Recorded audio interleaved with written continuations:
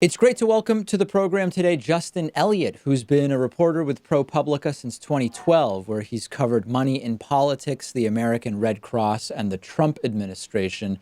Recently, he's been covering the Taxpayer First Act, which we've also been talking about. Justin, great to have you on.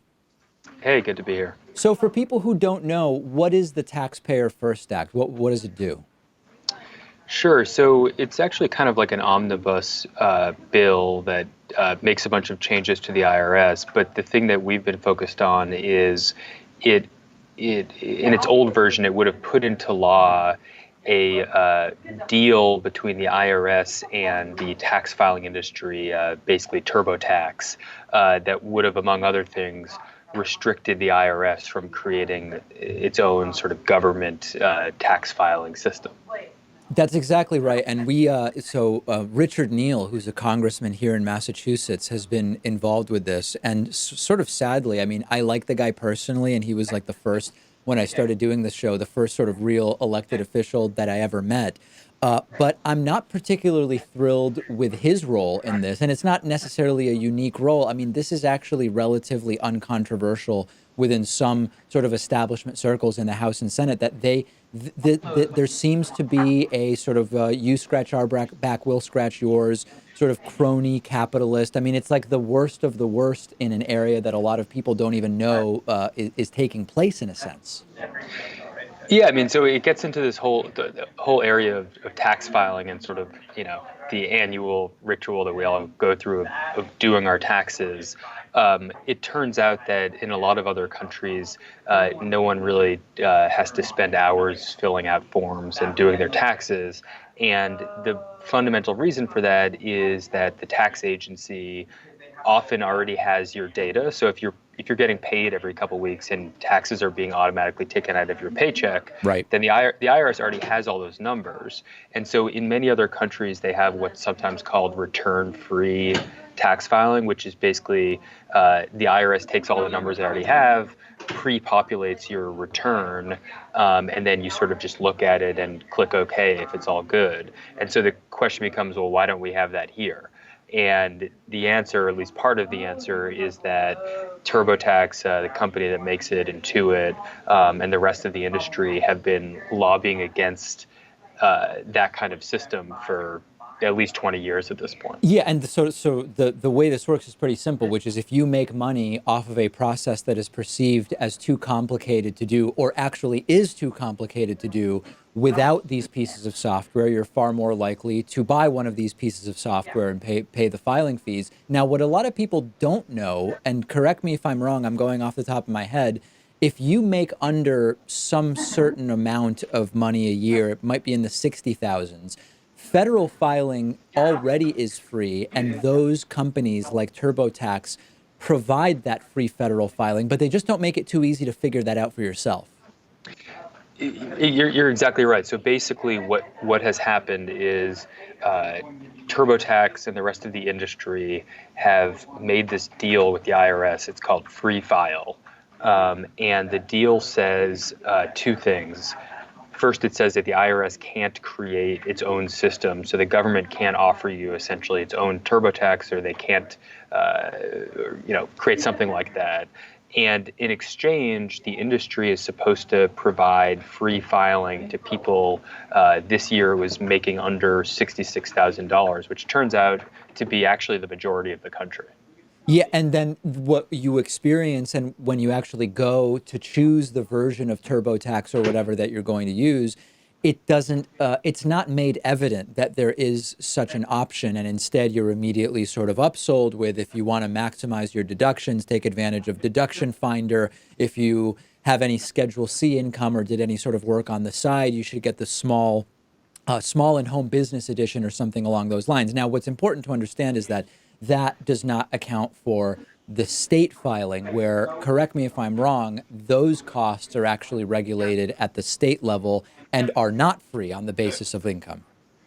It's a whole sort of complicated patchwork, and so at the heart of it is, as I mentioned, there's this program called Free File that actually literally most Americans, 70%, should be able to use to file at least federally for free. But what TurboTax and Intuit, the company that makes TurboTax, has done is create a separate product that very confusingly is called just free. So free file and free are different things. um, and almost no one actually finds the sort of truly free file version because Intuit advertises this other version. And if you end up in this quote unquote free edition, in fact, many people will end up having to pay 100, $200, even though if they had just gone to a different website, it would have actually truly been free. And this is essentially a significant part of the company's business model at this point. What's the argument that the government makes for kneecapping itself on this? In other words, we can kind of try to infer what's going on behind the scenes, but what is the sort of public-facing explanation that the government says, we believe in restricting ourselves in this way? That's a really good question. I've actually never heard anyone at the IRS address that aspect of it. I would be very interested to hear their answer. I mean, we've asked them about this. What they will say more generally is that they support this program because it's a public-private partnership where the government, instead of having to spend money on creating its own system and employing people, will sort of lean on this already existing private industry that's offering this product for free, which sounds good and might be a good thing if people were actually using it. But in fact, something like 2 or maybe 3% of Americans who are eligible for this free file program actually use it. So virtually no one who's eligible actually uses it.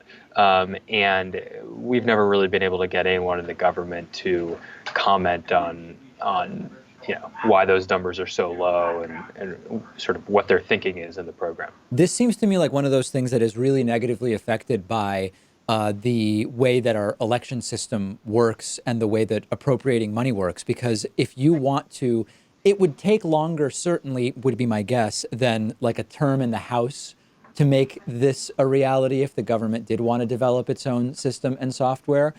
It might even take longer than a presidential term. And so in the short term, if you want to push this forward, you would have all of these elected officials who are not actually going to be around in all likelihood, or might not be around when it actually becomes real, but they have to take the sort of political hit of saying they want to spend the money and appropriating the money and the political football of debt and deficit. Why bother, right? They can just accept contributions from these industries and keep doing what they're doing. Yeah, I mean, so there's a couple things going on. So first of all, as you know, so I mean, Intuit and H&R Block, the rest of this industry, are giving a lot of money to members of Congress of both parties, including Richard Neal there in Massachusetts, who of course is the chairman of the Tax Writing Committee, Ways and Means Committee in the House. They're also spending millions of dollars lobbying. It's very much a sort of bipartisan thing. Another thing I would note is that there actually is a bill in Congress that I believe has been introduced by Elizabeth Warren and some others called like the Tax Simplification Act or something like that, that would push the government in this direction. So there is legislation out there. And the last thing is that, I think you're right that it would be a sort of heavy lift for, first of all, for Congress to appropriate money to the IRS to sort of create its own system. But there is another option, which is the government could just sort of contract with one of the companies to create a system. And actually, the Pentagon already does this. If you're in the military, there's a whole special military tax filing service that's just a contract that is presumably much cheaper when you're talking about how much money people are ultimately spending than individual consumers going to like TurboTax.com. That's super interesting. It's like taking Medicare and expanding it to Medicare for all. It's taking the system that's already in place for members of the military and saying, hey, we could conceivably expand this to include everybody. What else does this act, the Taxpayer First Act, do outside of what we've been talking about so far that maybe is less publicized but important? Yeah, so there's a whole bundle of sort of technical and boring changes to the administration of the IRS. One of the other kind of headline provisions of it is, and I think this is one of the reasons why it got a lot of Democratic support also, is that it restricts private debt collectors from going after lower income people who owe back taxes, essentially, which apparently is a practice that that currently happens, which I didn't know before I started writing about this. And I believe it also gives some money to another tax prep program, volunteer tax prep for lower income people, which is called VITA.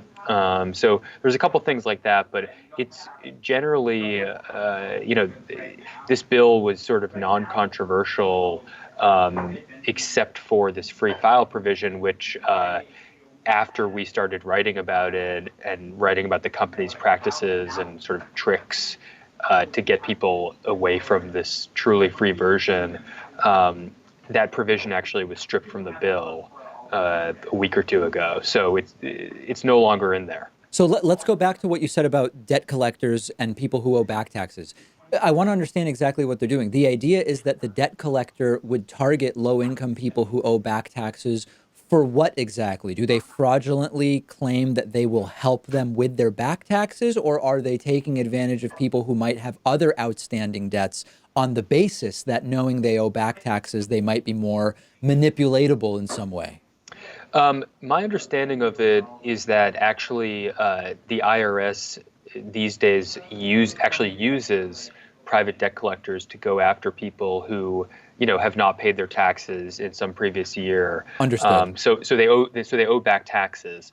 And I believe this is actually a recent development, the use of private debt collectors in the last several years. So what this bill does is it says below a certain income cap, we don't want these private debt collectors going after people.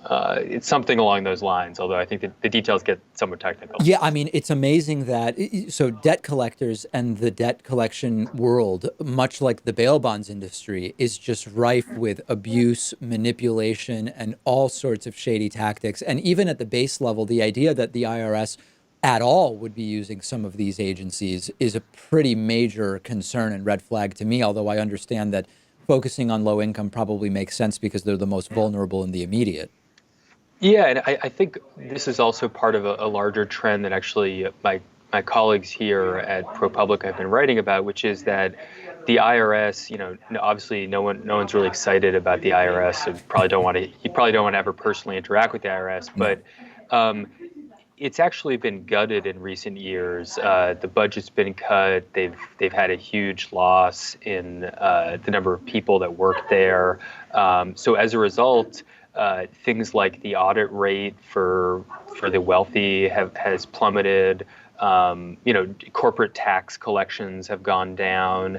So this is my sense is that the use of private debt collectors is one small part of this larger story of the IRS just being gutted, and so they can't do basic functions anymore that they used to do. And what's important to understand is that that is seen as a feature and not a bug by those who claim to be about small government and taking power away from the government when it comes to taxation and tax collection. When I hear you say that, that sounds like a problem, but there's a huge political contingent in this country that says, oh, that's good. We want the IRS to be hampered in what it's able to do. Yeah, that's right. And I think that they would argue that the agency's too large and it's too strong. We don't want a strong tax collection agency, and this goes back to to at least the 90s, when you may remember there were congressional hearings in the mid 90s, I believe, about how the IRS had sort of gotten out of control, and that's kind of the modern roots of this whole movement. Yep, it's been around for a while, and it will sometimes resurface, including under the Obama administration during the so-called political targeting of on the basis of the political orientation of nonprofits for audits, which we, of course, learned was not what it was made out to be. Justin Elliott has been a reporter with ProPublica since 2012. He has been covering the Taxpayer First Act recently. Justin, great to talk to you. I appreciate your time. Thanks a lot.